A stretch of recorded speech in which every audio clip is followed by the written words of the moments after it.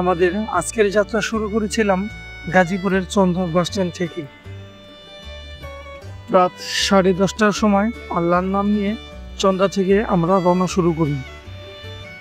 আমাদের আজকের যাত্রা বিরতি দেওয়া হয়েছিল ময়মনসিংহের রাত্রি ছায়া হোটেলে।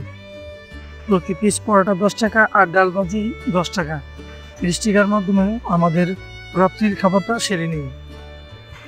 এরপর আমাদের বাস আবার রওনা শুরু করে এবং আমরা পৌঁছে যাই বাদশাহপুর বাজারে। সেখানে নেমে আমাদের মন ভালো হয়ে যায়। সেখানে যা যার মতো ছবি ওঠা শুরু করে দিই।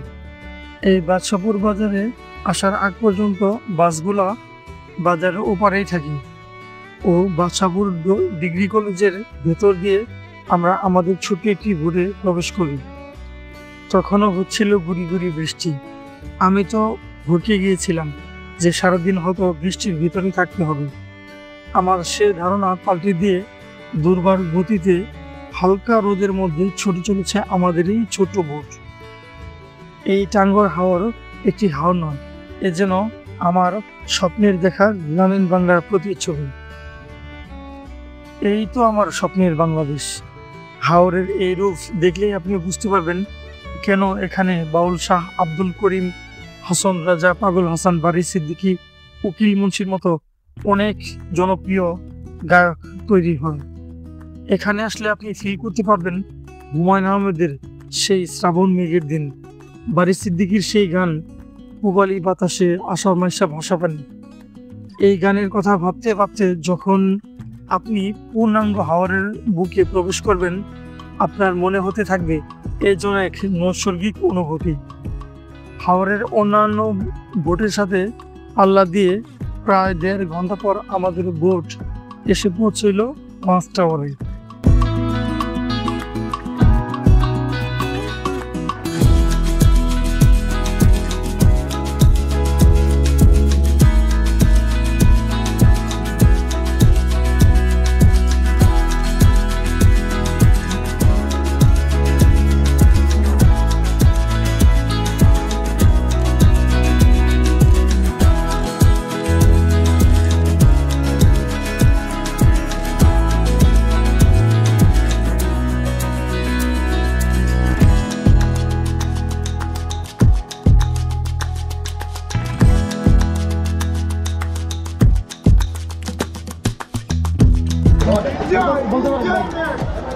আমরা এখন টাঙ্গর হাওর ওয়াচ টাওয়ারে আছি।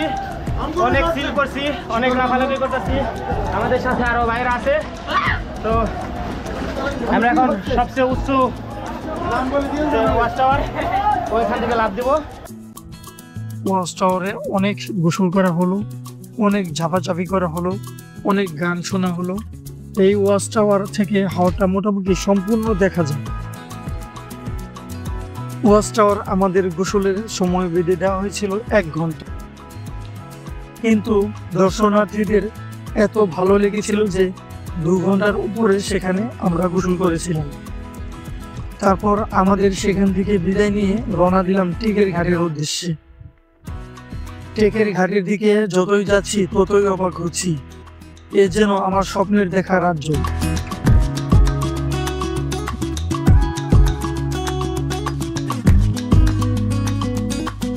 সেই রাজ্যের দিকেই এগিয়ে যাচ্ছি। 2 ধারে নীল পানি, সামনে নীল পাহাড়, এনে দেয় এক স্বপ্নের অনুভূতি যা ভাষায় প্রকাশ করা সম্ভব নয়। টেকের ঘাটে নেমে আমরা মোটরসাইকেল ঠিক করে ফেললাম বারিকখাটিলা, নীলাদ্রি লেক, শিমুল বাগান দেখার জন্য। আমাদের দুজনের মোটরসাইকেলের ভাড়া পড়েছিল 250 টাকা, জন প্রতি পড়েছিল 125 টাকা করে। আমরা এক মোটরসাইকেলে 2 জন গিয়েছিলাম। আমাদের মোটরসাইকেল পাহাড়ি গ্রামের পাশ দিয়ে ছোট্ট একটি মেঠো পথ দিয়ে চলছিল। ভালোবাসা দেখা অন্তর দিয়া বাসনা, বন্ধুরে তোর ভালোবাসার ধরন ভালো না। প্রতিটি দৃশ্য আমাকে পাগল করে তুলেছিল এবং আমরা অবশেষে বারিকখাটিলাতে চলে আসলাম। দুঃখে মরে যাই, এই পাহাড়গুলো হচ্ছে বিশাল বিশাল পাহাড়, কিন্তু আমার ক্যামেরায় আসলে পাহাড়গুলো অনেক নিচা দেখাইতেছে, কিন্তু পাহাড়গুলো আসলে নিচা না, পাহাড়গুলো অনেক উঁচা। আমরা এখন পৌঁছে গেছি, এটা হচ্ছে বারিক্কা টিলা। বারিক্কা টিলার ঠিক নিচেই এই নদীটা হচ্ছে জাদুকাটা নদী।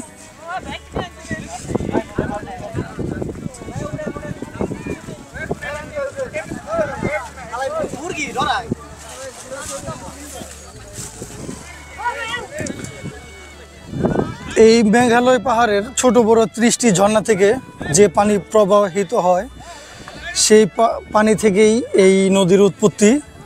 এটাই হচ্ছে জাদুকাটা নদী। খুব সুন্দর পরিবেশ। যারা বারিক্কা টিলায় আসবেন অবশ্যই এই জাদুকাটা নদী ঘুরে যাবেন। খুব সুন্দর মনোরম একটা পরিবেশ। জীবনে যারা একবার আসে নাই, একবার এসেও ঘুরে যাবেন। অত্যন্ত প্রকৃতির সাথে মিশে গেছে জাদুকাটা নদী। এত দিতাম কিন্তু খুচরা নাই।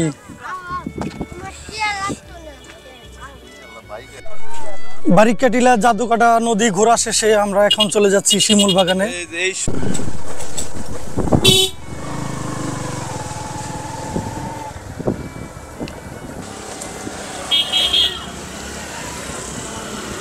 বারিক্কা টিলা ঘোরা শেষে আমরা চলে এলাম শিমুল বাগানের নৌকা ঘাট।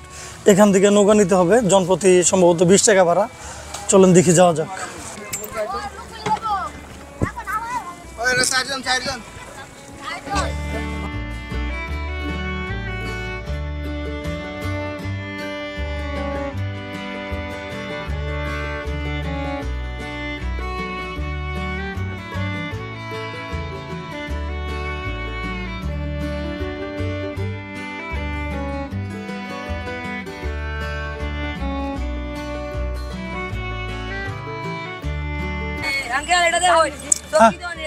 কও গান কও।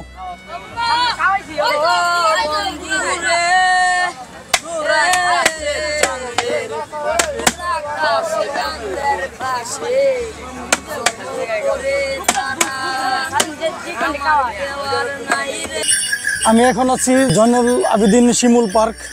এখানে অনেক সুন্দর একটা পরিবেশ। যদিও এখন শিমুল ফুল নাই, তবে ঘোড়া আছে এখানে। আপনারা 50 থেকে 100 টাকা দিয়ে মন মতো ঘোড়া নিয়ে ঘুরতে পারবেন। আমার একটা গাড়ি নিয়ে যাবার ভাই, মানুষ নিয়ে ওর কষ্ট যেতেছে। আপনারা যদি কেউ এখানে আসতে চান, শিমুল বাগানে এসে অবশ্যই এই ঘোড়াটায় উঠবেন, সাদা ঘোড়াটা। আপনারা চিনে রাখুন এই ঘোড়াটা।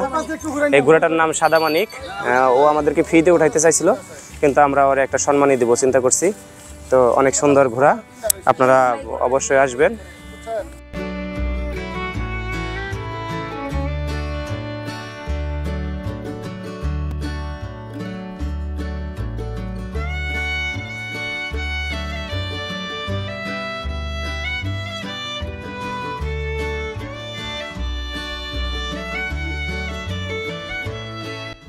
আমরা এখন এই শিমুল বাগান ঘোরা শেষ করে আবার মোটরসাইকেল দিয়ে চলে যাব সেই টেকের ঘাট বারিক্কা টিলা হয়ে। বারিক্কা টিলা ঘোরার পরে আবার আমরা চলে যাব ওই মোটরসাইকেলে আপনার লাকমাছড়া পাথর কুয়ারিতে। তখন আপনার ওই মোটরসাইকেল যে ভাড়াটা নিয়েছি, ওই মোটরসাইকেল ভাড়ার ভিতরেই এটা ইনক্লুডেড, মানে এক খরচে এটা পুরোপুরি হয়ে যাবে।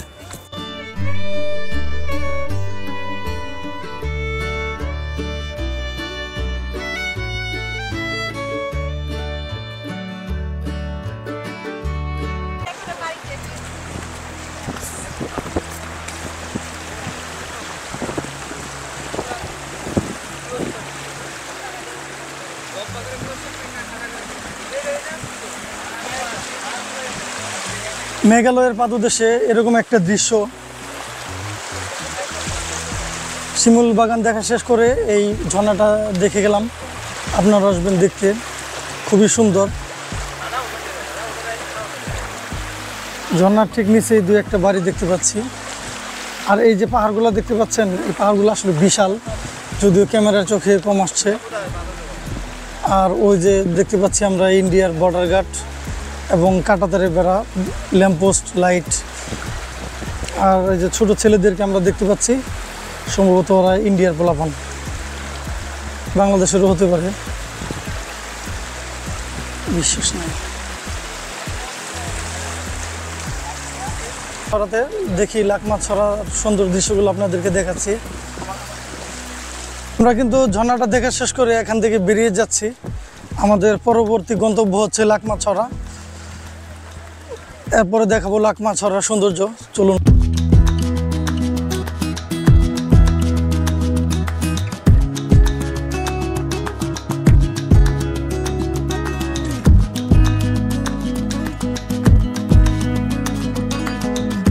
করে এখন খাবারের জন্য প্রস্তুতি নিচ্ছি। আমাদের খাবার রেডি, কিছু মানুষ আসার জন্য খাবার খাইতে দেরি হচ্ছে, তো আমরা খাবার খেয়ে দেখি আর কতটুকু কভার করছি। থ্যাংক ইউ ভাইজান, টাঙ্গুয়ার হাওর ভ্রমণে আপনার অভিজ্ঞতা কেমন হলো? অভিজ্ঞতা তো অনেক ভালো লাগছে। আজকে জীবনের প্রথম টাঙ্গুয়ার হাওরে আসলাম, অনেক সবার সাথে নতুন নতুন মানুষের সাথে পরিচিত হইলো, নতুন নতুনই দেখলাম। সৌন্দর্য দেখে অনেক মুগ্ধ হয়েছি আর কি, অনেক ভালো লাগছে আর কি। যাই হোক, আমাদেরও ভালো লেগেছে। ভাই, আপনাদের কেমন লেগেছে? আমাদের অনেক ভালো লেগেছে। আগে যা মনে করতাম যে এখানে হয়তো অনেক ছোট পরিসরে বিলটা বা হাওরটা, এখন দেখে মনে হলো যে একটা দেশের প্রায় অংশ বিশেষই হাওর। অনেক ভালো লেগেছে, অনেক ভালো লেগেছে। ঠিক আছে, ধন্যবাদ।